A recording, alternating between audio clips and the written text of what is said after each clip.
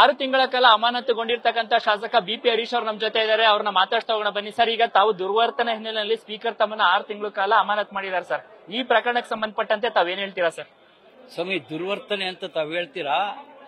ಇವತ್ತು ಒಬ್ಬ ಸಚಿವರು ರಾಜ್ಯದ ಇಬ್ಬರು ಸಚಿವರ ಮೇಲೆ ಹನಿ ಟ್ರಾಪ್ ಆಗಿದೆ ಅಂತೇಳಿ ಸದನದಲ್ಲಿ ಹೇಳ್ಕೊಂಡಂತ ಸಂದರ್ಭದಲ್ಲಿ ಅದರ ಜೊತೆ ಸುಮಾರು 48 ಜನ ರಾಷ್ಟ್ರೀಯ ಮಟ್ಟದ ನಾಯಕರ ಒಂದು ಹನಿ ಟ್ರಾಪ್ ಕೂಡ ಆಗಿದೆ ಅಂತಕ್ಕಂಥ ಒಂದು ಗಂಭೀರವಾದಂತಹ ವಿಚಾರವನ್ನು ಸದನದಲ್ಲಿ ಚರ್ಚೆ ಮಾಡಿದಂತ ಸಂದರ್ಭದಲ್ಲಿ ಇವತ್ತು ಸಚಿವರ ಹನಿ ಟ್ರಾಪ್ ಆಗಿದೆ ಅಂದ್ರೆ ಇವತ್ತು ಕರ್ನಾಟಕ ವಿಧಾನಸಭೆ ಮೇಲೆ ದೇಶದ ಜನರು ಏನ್ ತಿಳ್ಕೋಬಹುದು, ಇದು ಎಂತಹ ಗಂಭೀರವಾದಂತಹ ವಿಚಾರ ಅಂತಕ್ಕಂಥದ್ನ ಕಾಂಗ್ರೆಸ್ ಪಕ್ಷ ಅದರ ಬಗ್ಗೆ ಯೋಚನೆ ಮಾಡದೆ ಅವರು ನಮ್ಮ ಮೇಲೆ ನಡೆದುಕೊಂಡ ರೀತಿಯನ್ನ ನಾವು ಗಮನಿಸಿದಾಗ ನಮಗೆಲ್ಲೋ ಅನುಮಾನ ಬರ್ತಾ ಇದೆ.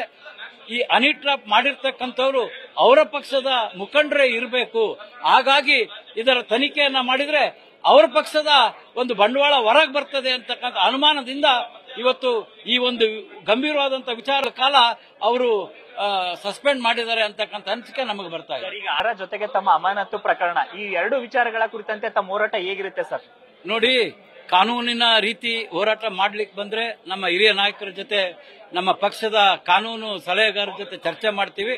ಆದ್ರೆ ಅದು ಯಾವುದೂ ಆಗದೆ ಇದ್ರೆ ಇವತ್ತು ರಾಜ್ಯಾದ್ಯಂತ ಅಷ್ಟೇ ಅಲ್ಲ, ದೇಶಾದ್ಯಂತ ಇವತ್ತು ಕಾಂಗ್ರೆಸ್ ನಾಯಕರುಗಳ ಒಳ ಕಚ್ಚಾಟ ಮತ್ತು ಹನಿ ಟ್ರಾಪ್ ಮಾಡುವುದರ ಮೂಲಕ ಇವತ್ತೇನು ಬ್ಲಾಕ್ ಮೇಲ್ ಮಾಡ್ತಾರೆ, ಇದನ್ನ ನಾವು ಇಡೀ ದೇಶಾದ್ಯಂತ ಈ ವಿಚಾರವನ್ನ ತಿಳಿಸ್ತಕ್ಕಂಥ ಜನರ ಮುಂದೆ ಹೋಗ್ತಕ್ಕಂಥ ಒಂದು ಪ್ರಾಮಾಣಿಕವಾದ ಕೆಲಸವನ್ನ ನಾವು ಮಾಡ್ತೇವೆ. ಸರ್, ಇವತ್ತು ಅಧಿವೇಶನದಲ್ಲಿ ತಾವು ಭಾಗಿಯಾಗಿದ್ರಿ. ತಮ್ಮ ಸದಸ್ಯರ ಅಂದ್ರೆ ಬಿಜೆಪಿ ಶಾಸಕರ ವರ್ತನೆ ಮತ್ತೆ ಕಾಂಗ್ರೆಸ್ ಶಾಸಕರ ವರ್ತನೆ ಹೇಗಿತ್ತು ಸರ್? ಈ ವಿಚಾರದಲ್ಲಿ ಸ್ಪೀಕರ್ ನಡೆ ಹೇಗಿತ್ತು?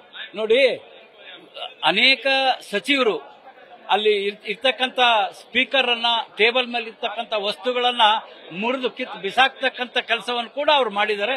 ಆದ್ರೆ ಅದರ ಬಗ್ಗೆ ಇವತ್ತು ಸಭಾಪತಿಗಳು ಅವರ ಬಗ್ಗೆ ಯಾವುದೇ ಕ್ರಮ ತೆಗೆದುಕೊಂಡಿಲ್ಲ ಅಂತ ನಾನು ಭಾವಿಸಿದ್ದೀನಿ. ಇದು ಅವರು ಏಕಪಕ್ಷೀಯವಾಗಿ ನಡೆದುಕೊಳ್ತಾ ಇದ್ದಾರೆ.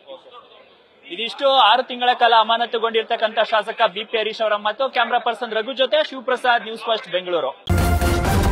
ನ್ಯೂಸ್ ಫಸ್ಟ್ ನಿರ್ಭೀತಿಯಿಂದ ನಿಮ್ಮ ಪರವಾಗಿ.